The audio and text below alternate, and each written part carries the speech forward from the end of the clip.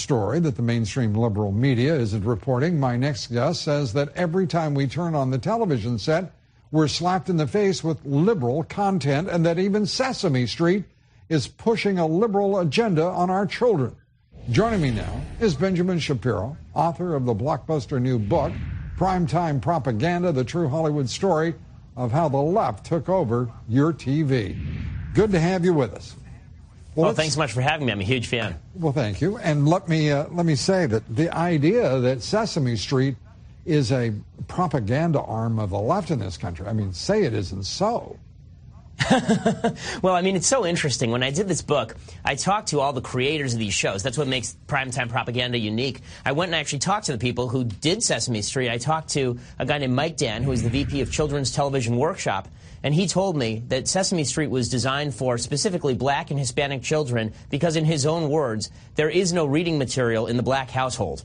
Now, if that's not soft bigotry of low expectation material, I'm not sure exactly what is. But Sesame Street goes far beyond that. Sesame Street, after 9/11, decided that that would be an appropriate time to teach children peaceful conflict resolution, which is kind of a bizarre element to teach right after the largest terrorist attack in our nation's history. And their website currently teaches that parents should actually use gender-neutral language with their children, give their sons dolls and their children fire trucks in order to make sure that we don't reinforce gender stereotypes. Well, that gets downright confusing, doesn't it? But let me turn, let me turn, if I may, to other shows, adult fare, where we're being bombarded by the left propaganda. There's no question about it. I talked, for example, to Marta Kaufman, who's the co-creator of Friends, and she told me that in the first season of Friends, which is a very, very liberal show, it's a liberal show specifically because, and this is why entertainment matters, by the way. When you look at entertainment, you're creating characters that you want to hang out with every week, that you want to spend time with every week. And then they use those characters to push messages that you don't agree with. And you get to know these characters and you love them. And the same thing is true in Friends. So in Friends, Rachel's a single mother, right? And she could marry the father, but she just doesn't. And we're supposed to kind of accept that. For the first season of Friends, the most egregious example, first season of Friends, there was a lesbian wedding. The preacher at that lesbian wedding was Candace Gingrich, who is Newt's half-sister. And Marta Kaufman told me the reason that they cast Candace Gingrich specifically was as a quote-unquote F-U to the right. It was supposed to be a cursing conservative America. This is how they see it on Friends. Substitution of friends for family, substitution of liberal values for conservative ones. Well, that's, how about other shows? Not being a friend watcher.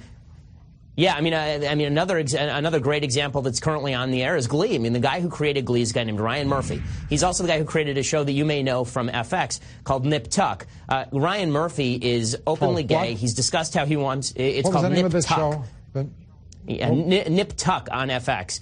Glee is this one on Fox. And the fact is that with regard to Glee is all about shock sexual value, pushing it on television in the guise of kind of high school musical morality. It's made fun of people ranging from Sarah Palin to Ann Coulter. It had an episode called Grilled Cheeses, making fun of religious people. That's what Glee is all about, and it really is the shock value that's so egregious, especially when you're talking about a show that targets teenagers. That's what the show does. It's High School Musical, but it's hard leftist sexual morality being taught to kids who are aged 12 to 20.